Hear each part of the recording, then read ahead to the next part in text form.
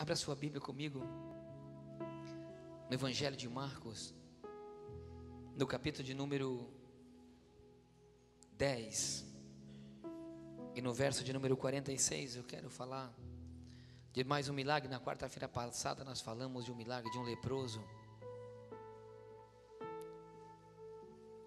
e nós vamos falar de uma história muito conhecida, que é o cego de Jericó.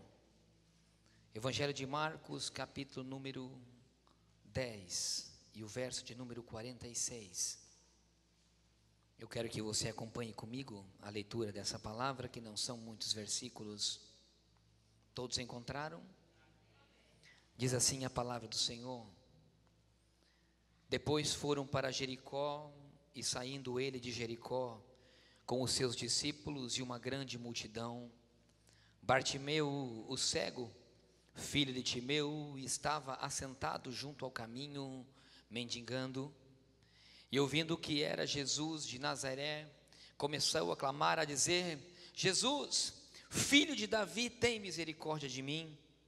E muitos o repreendiam para que se calasse, mas ele clamava cada vez mais, dizendo: Jesus, filho de Davi, tem misericórdia de mim.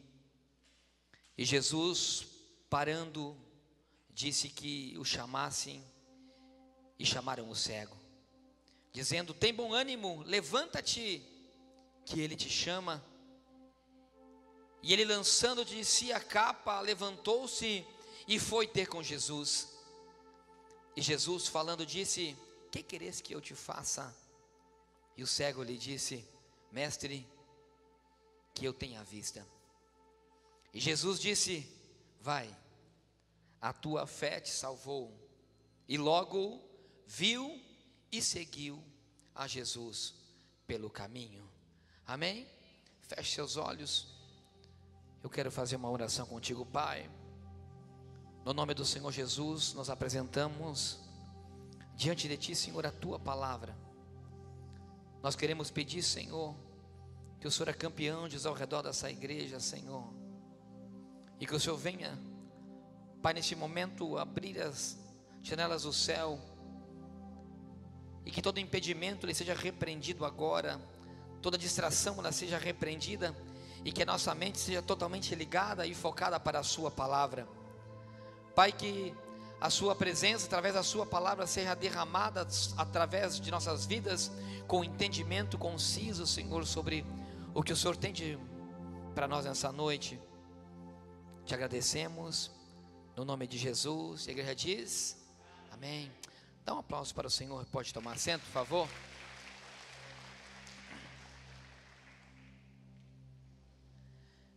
Essa passagem é uma passagem das muitas conhecidas que nós conhecemos, de milagres do Evangelho. Mas quando eu falava com o Senhor me fazia ter a imagem desse homem, esse cego, que diz que ele estava na beira de um caminho. Foi a primeira coisa que, quando eu pedi ao Senhor uma passagem para falar de um milagre nessa quarta-feira posterior a que nós falamos de Lázaro, de como Jesus mudou todo o seu caminho para ir resgatar alguém que estava designado a morrer, e como Jesus ele teve aquela capacidade de deixar tudo, encurtar, fazer um caminho mais longo, mas em busca o lugar onde ninguém passava.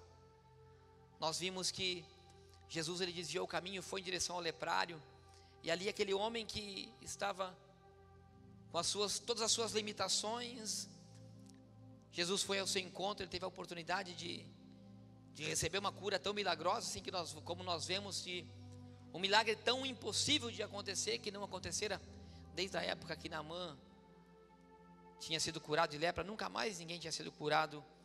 E aquele homem, pela sua fé, e acreditar que Jesus tinha vindo ao seu encontro e era a sua oportunidade, ele pega e clama ao Senhor, e o Senhor lhe cura. E não só lhe cura, como diz que ele tinha que, lembram que diz que ele tinha que ir ao templo ainda entregar uma oferta, e foi o que Jesus fez, um milagre grandioso, e trouxe de volta à vida um homem que estava designado à morte. Essa passagem ela tem algumas particularidades que não se pode deixar de enfatizar durante a mensagem, tanto é que ela é colocada nos 3 evangelhos. Mateus, é interessante que ele começa a mensagem e intitula a mesma passagem, dizendo que eram 2 cegos. Logo, Marcos e Lucas relatam que era um cego. Então nós lemos que aqui em Marcos diz que o Senhor, ele estava saindo de Jericó, e em João diz que ele estava entrando em Jericó quando encontra a esse cego. Aí às vezes nós começamos a pensar, será que é a mesma história? Porque numa tinha 2 cegos, numa diz que está entrando e na outra diz que está saindo. Numa não fala de nomes e nessa relata o nome de uma pessoa, daquele cego que foi curado. Mas verdadeiramente, obrigado, irmão Eduardo, Deus abençoe. Mas verdadeiramente é a mesma mensagem, porque a mesma mensagem está colocada no mesmo lugar nos 3 evangelhos e antecede a entrada triunfal de Jesus em Jerusalém.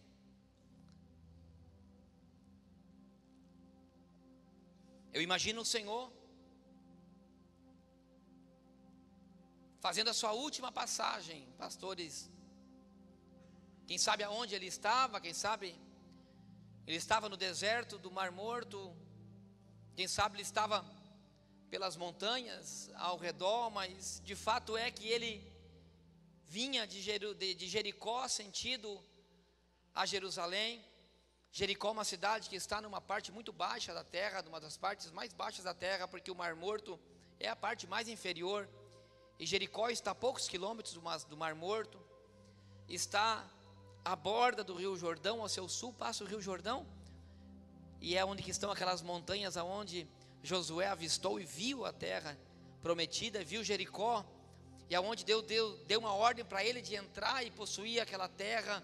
E nós vemos que Jericó, a cidade mais antiga do mundo, foi derrubado as suas muralhas, e Deus fez um grande milagre. E naquele então até mesmo Josué lança uma palavra profética sobre aquela cidade, dizendo que a pessoa que tentasse reconstruir aqueles muros, aquela pessoa e aquela cidade seria maldita, se alguém um dia tentasse reconstruir, porque foi a primeira grande vitória do povo de Israel, a entrar na terra prometida pela derrubada das muralhas de Jericó. Foi ali naquela mesma cidade aonde estava João batizando, na beira do Rio Jordão, e vem o Senhor num dia e vê a João batizando, e o Senhor, ele também quer ser batizado, e ele diz, e João diz aquela passagem tão tremenda que ele diz, não, é tu que tem que me batizar, mas ele diz, não, é tu que me batiza. E diz que quando Jesus foi batizado, o Espírito Santo toma a vida do Senhor, e o Senhor caminha mais alguns quilômetros e sobe num alto de um monte, aonde ele faz o seu jejum de 40 dias e 40 noites, aonde foi tentado por Satanás. Tudo isso está às bordas de Jericó. Pastor Flávio sabe que estou falando, porque já esteve ali e sabe. O Rio Jordão ao seu sul, Cleverson, a antiga Jericó, a alguns passos, logo da pós do margem, numa planície, e ao lado direito uma montanha muito grande, é onde ele foi tentado. Então eu imagino a cena de o Senhor entrando naquela cidade, pastor, e olhando todo aquele cenário, e dizendo, foi aqui que a nossa história começou, aqui que o meu povo, porque ele era Deus, dizendo, aqui é o que meu povo, foi aqui que eu me batizei, aonde eu tive o privilégio de me sentir homem, e começar o ministério. Foi, quem sabe ele olhou aquelas montanhas, e aquela multidão o seguia, e com certeza o seguia, porque a palavra diz isso.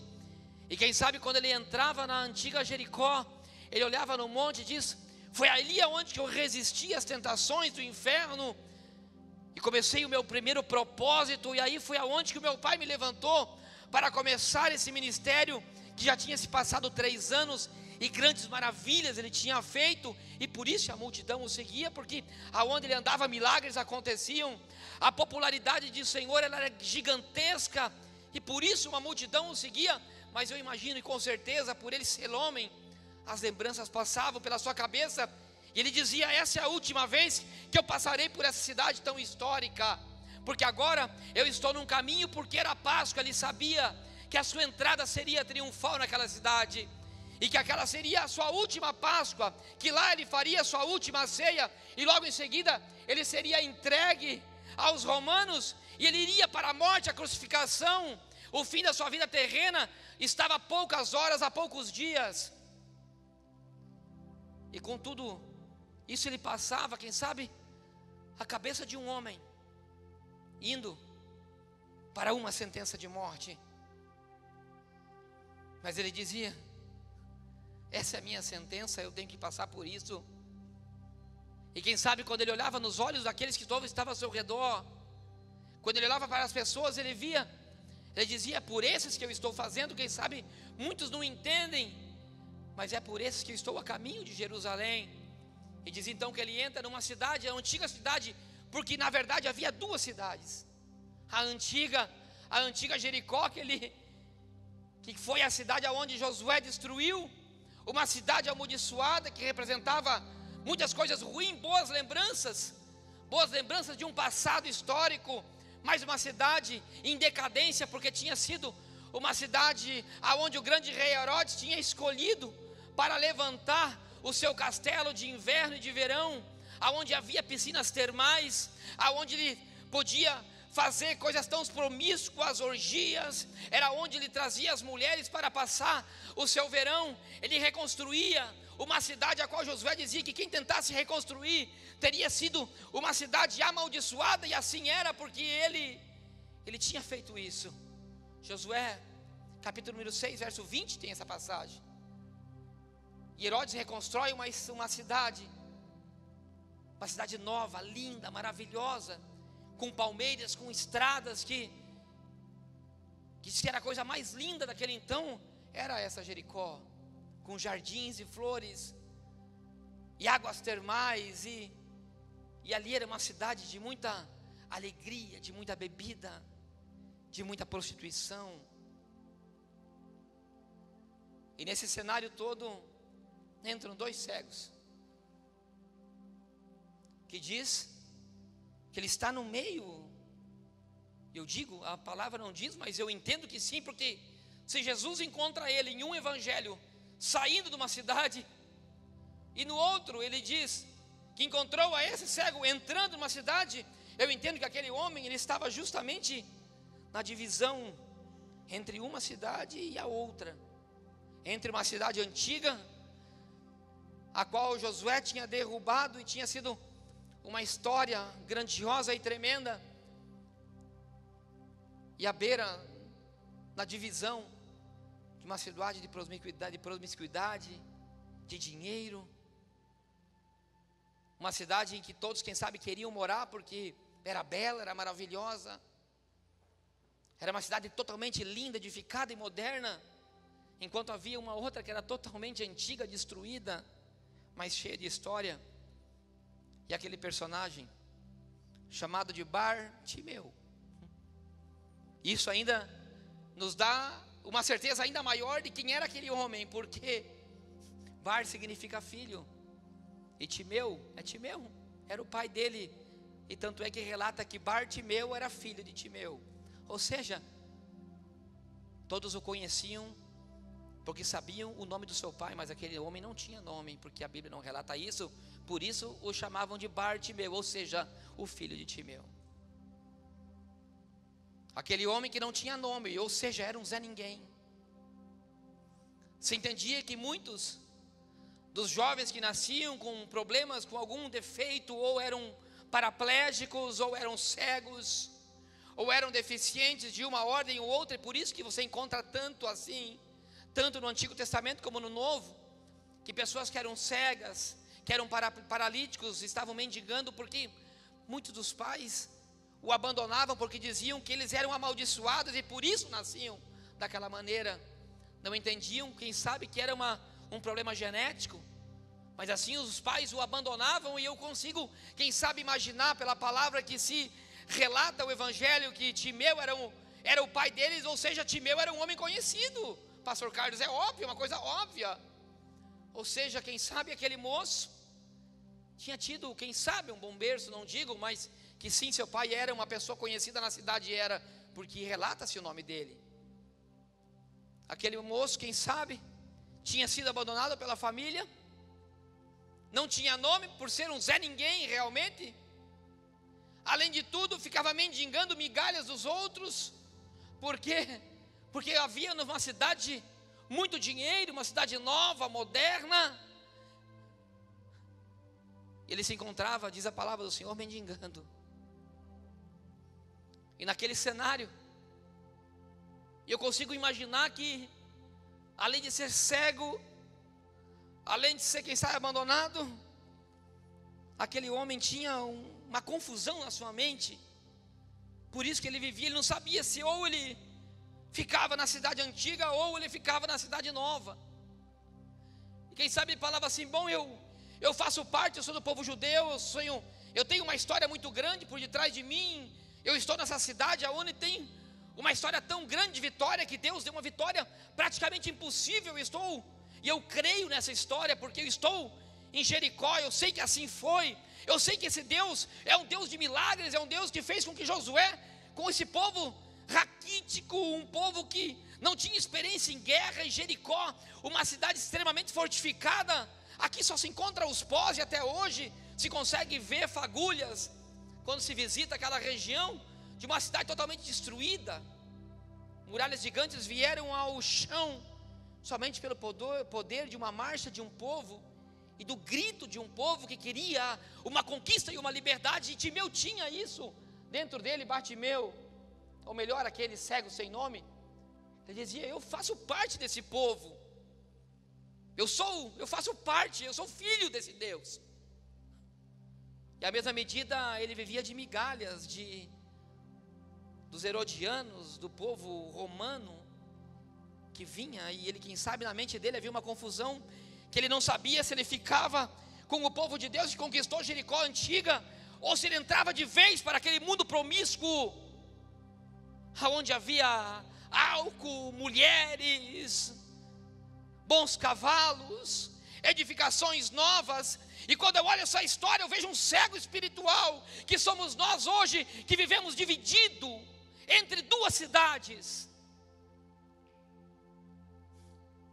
Nós não sabemos se fazemos parte de um povo conquistador de Deus, ou se entramos logo de cara nas conquistas mundanas e tudo que esse mundo nos oferece de beleza, que são tão lindas aos olhos e à carne, mas tão longe das conquistas de Deus. Eu encontro um homem, e a palavra diz, um homem cego, à beira de um caminho. E quantas pessoas que estão assim dentro da igreja, que se lembram de um passado de conquista e de vitórias de Deus, mas estão a um passo de entrar num terreno herodiano de poder e glória terrena e de conquistas materiais e carnais. E nesse cenário, o Senhor caminha para uma cruz. E nesse cenário o Senhor entra. Quem sabe quando o Senhor começou a passar, e é claro que se entende quando se lê os evangelhos, que aquela multidão o seguia. Um homem cego, ele não vê, então ele só ouve. E quem sabe ele disse para o outro cego: o que é que está acontecendo? Porque era a época da Páscoa. Era óbvio que tinha muita gente passando Valquíria naquela região, porque peregrinavam. Jericó era o último ponto de parada de todo o povo que subia 1.200 metros sentido a Jerusalém, porque na Páscoa havia sacerdotes e o povo ia para sacrificar. Todo judeu abaixo de 12 anos que morava num raio de 25 quilômetros não poderia deixar de ir na Páscoa, a fazer a Páscoa em Jerusalém. Então, com certeza aquela cidade de 300 mil habitantes, naquele então passava de 1 milhão, quem sabe, por toda a peregrinação de Israel que ia sentido a Jerusalém. E ali estava um mendigo, mendigando migalhas de pessoas que tinham um pouco mais de poder aquisitivo para sobreviver.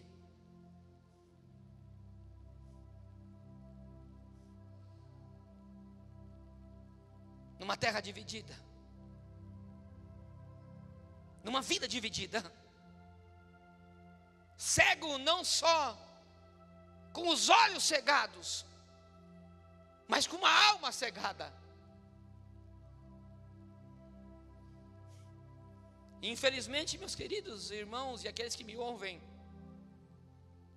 infelizmente a igreja de hoje é uma igreja dividida entre um passado de glórias de Deus, de milagres, e uma outra parte que olha para as edificações muito mais do que para o milagre.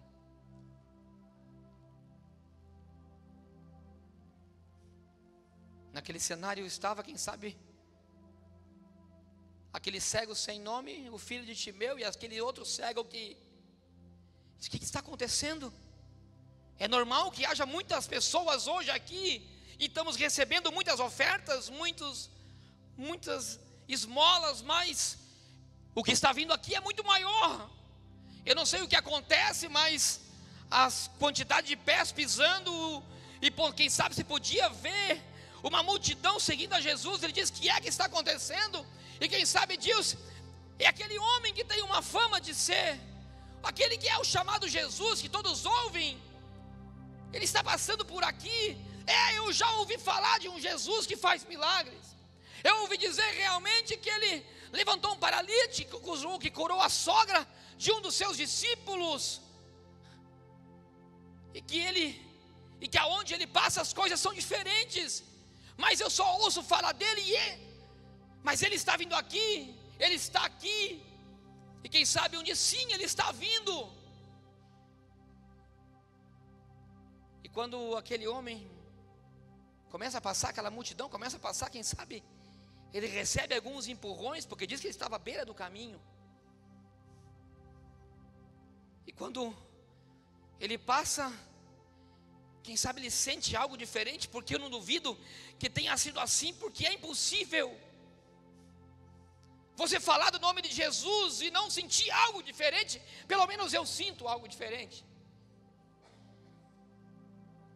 É impossível você entrar num ambiente como esse, onde há louvores, há adoração, e que há uma consagração, que você não diga que é algo diferente.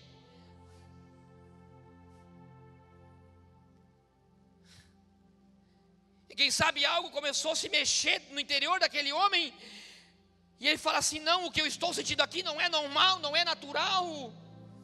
Mas a multidão era tão grande que parecia algo tão distante.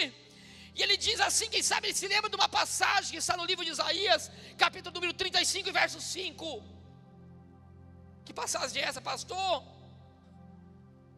Quem sabe Timeu lembrou do livro de Isaías, que havia uma profecia, intitulava inclusive de que quando veria o Messias, os cegos iriam ver. Até aquele então o Senhor ainda não tinha feito um cego ver. Quem sabe ele diz: eu ouvi falar dessa passagem, é ele, eu acredito que ele fará um milagre em mim, eu acredito na palavra do profeta, eu creio no que Isaías escreveu, eu não posso perder a minha oportunidade de ter um contato com esse Jesus, porque ele está tão perto de mim, mas às vezes tão distante pelas pessoas que me impedem. A minha única coisa que eu posso fazer é gritar. Assim como o leproso, ele não se calou, e diz algo fantástico que os escribas não conseguiram falar, que os judeus messiânicos que conheciam das profecias não falavam. Mas um cego, naquele momento em que ele abriu o seu coração, ele entendeu que aquela era a sua oportunidade e disse: Rabone, que é a mesma coisa que está escrito, que nós lemos, mestre. Ele diz: é tu, mestre, está tão próximo de mim, mestre. E ele não para por aí, ele diz: filho de Davi, ou seja, tu és o Senhor, e tem o poder, eu creio em ti como sendo a profecia das profecias, aquele que viria para salvar o povo. Eu não vou perder a minha oportunidade. Todos podem ficar calados, mas eu não vou me calar. E aí o povo disse: fica quieto. Ele disse: não, eu não vou me calar, porque eu já não aguento mais ficar entre dois caminhos, entre o passado e o futuro. Eu quero algo novo para a minha vida. Meu Deus, escute, eu quero lhe dizer: não fique entre dois caminhos. Deseje algo que somente Jesus pode dar para a sua vida. Não fica entre os passados de glórias que você ouviu do povo de Deus e entre a incerteza do mundo que você quer conquistar.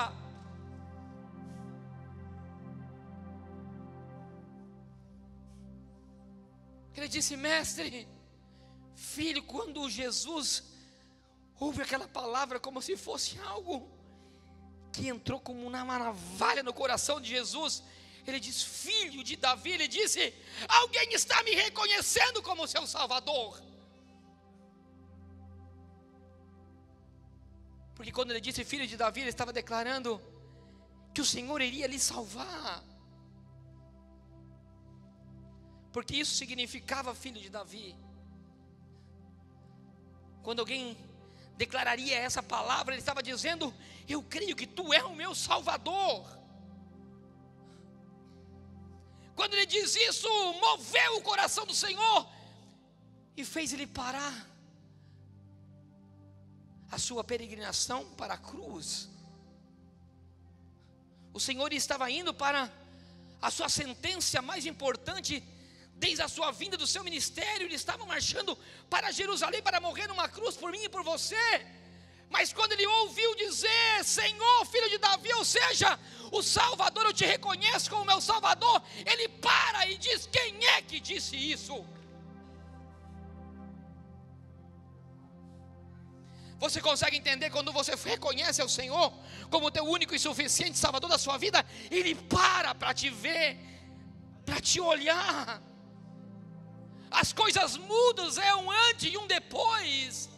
Ele para tudo, a multidão pode estar à sua volta, mas quando alguém, movido, diz a palavra do Senhor, de muita compaixão, diz que ele volta e disse: traga a mim essa pessoa, que eu quero lhe conhecer. Você consegue imaginar, meu irmão? Fala a verdade para mim, olha para mim aqui no profundo do seu coração. Porque esse Deus, ele é vivo e real, assim como nós estamos contando essa história, ele é hoje, porque diz que ele ressuscitou, ele apareceu para muitos discípulos. Você consegue entender que quando você fala: Senhor, tem misericórdia de mim, ele para tudo, olha para você e diz: o que é que tu queres que eu te faça?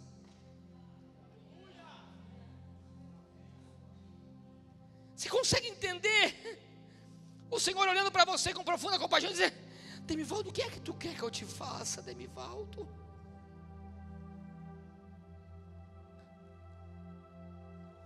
E assim como a palavra de Lázaro, ele diz, movido de íntima compaixão. Isso é fundamental na palavra, porque quando Jesus usava essa frase, quando o Evangelho relata isso, diz que ele olha para o interior do homem e vê um homem pecador. Sempre que você vê isso nos Evangelhos, ele olha para o fundo da alma de alguém, e ele não olha somente a sua deficiência física exterior, mas ele olha o profundo da tua alma e diz assim: não me importa se você está na beira do caminho, não importa que você seja um sem nome, não importa que o teu pai tenha te abandonado, não importa. O que é que tu quer que eu te faça? Quando ele declara isso, ele olha, ele já vê um homem totalmente purificado do pecado. E entendamos uma coisa: não há milagre se não houver arrependimento e reconhecimento de Jesus como seu Senhor e Salvador.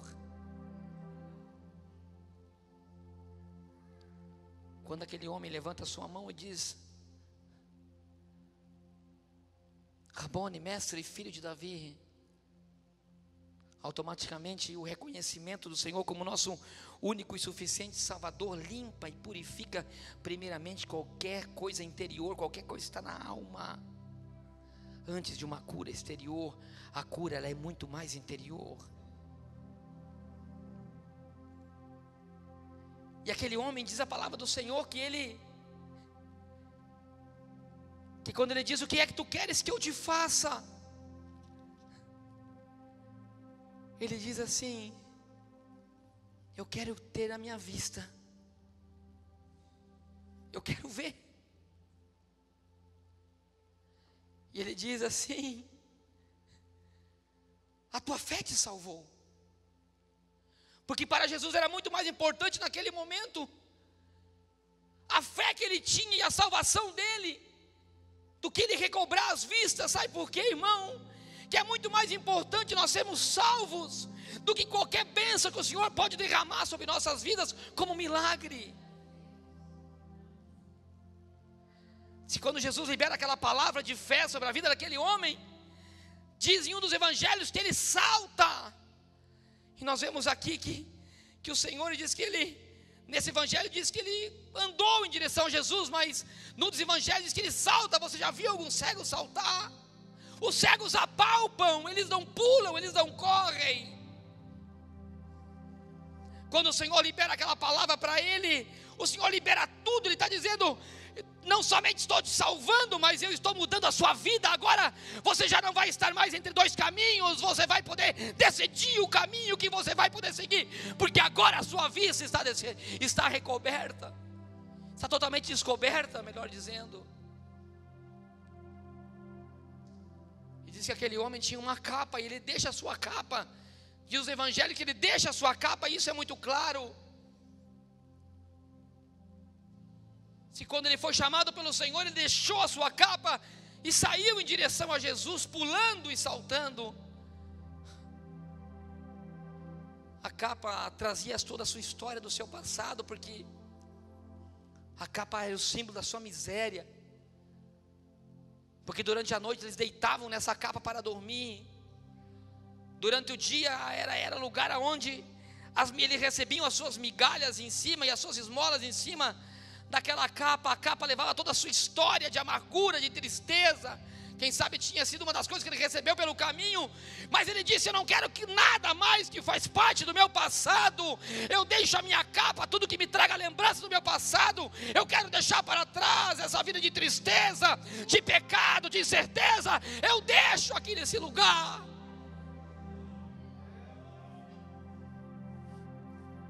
E diz a palavra do Senhor diz que ele começou a seguir a Jesus, e isso é fantástico e triunfante, vamos dizer assim, porque ele larga a sua capa, não só decide deixar o seu passado, mudar de vida, mas ele deixa-se ser guiado por Jesus.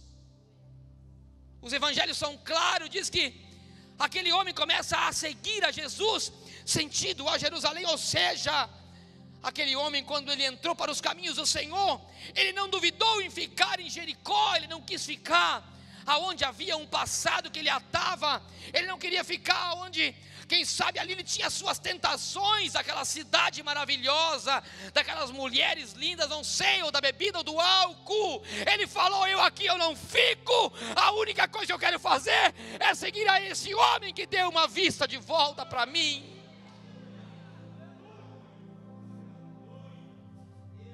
Eu encontro um homem determinado. Eu encontro um homem que confiou naquele que lhe salvou, naquele que lhe deu a vista de volta. Escuta, e é decepcionante quando nós vemos crentes que voltam para trás, que não confiam na palavra que o Senhor lhe deu, do caminho que ele tem que seguir. Mas o Senhor leva aquele homem a caminho a Jerusalém. O Senhor leva aquele homem à cruz, não lhe leva a glória. E eu falava com o Senhor ainda aqui nessa tarde, eu dizia assim: Senhor, mas por que 2 cegos? E o Senhor diz no meu coração: eu não poderia deixar de dizer que enquanto que um decidiu me seguir e ser curado, outro nem é citado, porque não fez as mesmas coisas e um ficou para trás. 2 sabe que você vê o teu irmão do teu lado, havia 2 cegos, e um, quando reconhece o Senhor como seu Salvador, dá um pulo e salta e deixa tudo e vai com Jesus, tendo toda a sua vista aberta. O outro fica, porque não tomou uma decisão. Jesus estava passando tão perto dele, a poucos metros, mas ele disse: eu não estou nem aí. Para mim, o que me importa é ir para Jerusalém. Eu não quero saber nada disso. Eu prefiro viver de migalhas. Eu prefiro viver de esmolas. Eu não consigo entender como um homem que vê tão perto o seu milagre, por causa de uma arrogância do coração, de não aceitar Jesus como seu Salvador, de reconhecê-lo como seu Salvador, continua vivendo por esmolas e na beira dos caminhos.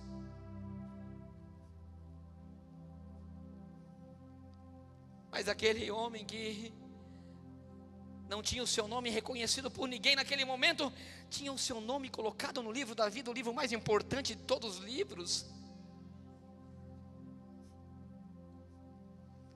Quem sabe ele diz: segue-me. Ele diz: sim, eu vou te seguir, é óbvio, porque eu tenho que ser grato a ti, até onde tu fores eu irei, Senhor.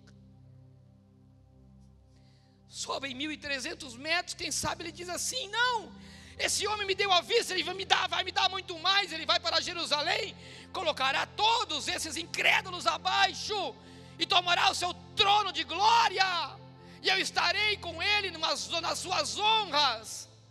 Mas quando ele chega lá, ele vê tudo diferente. Ele vê aquele que lhe deu a vista, e que ele foi como seu mestre, seu salvador, seu Rabone, é entregue nas mãos dos romanos. E quem sabe passa toda uma incógnita na cabeça daquele cego. Mas quem sabe Jesus bate no seu ombro e diz: não se preocupe, Bartimeu, porque a glória não recebereis aqui. Continua firme, eu irei, mas voltarei para lhe buscar. Toma a tua cruz, Bartimeu, e segue-me. Enquanto que muitos decidem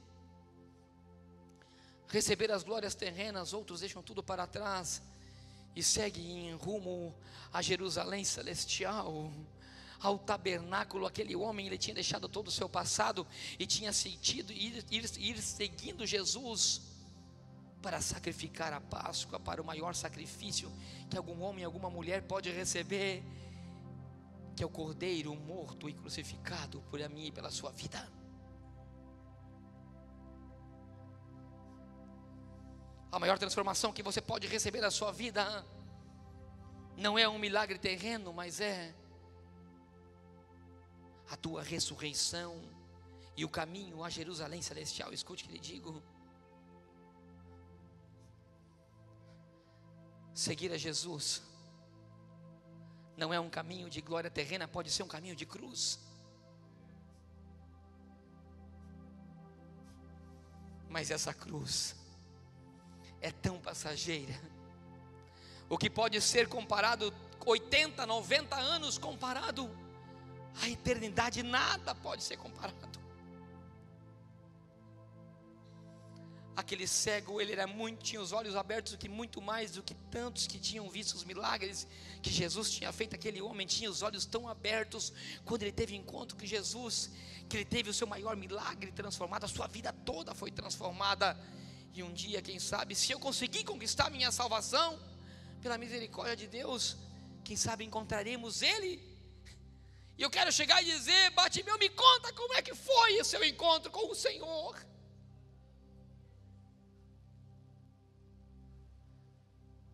Como que você conseguiu? Como é que você conseguiu chamar a atenção do Mestre? Como que você conseguiu com que ele simplesmente olhe para mim?